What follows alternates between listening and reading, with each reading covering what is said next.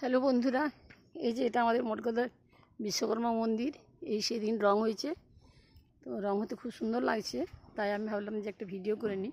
আর আমাদের এই বিশ্বকর্মা মন্দিরের পাশেই আছে এইখানে যে আটচালা, এখানে আমাদের হরিনাম সংকীর্তন হয়। বৈশাখ মাসের প্রথমে এখানে নাম জোড়া হয়। এছাড়াও এখানে আছে এই যে ফুলের বাগান, দেখছেন মন্দিরের পাশেই ফুলের বাগান।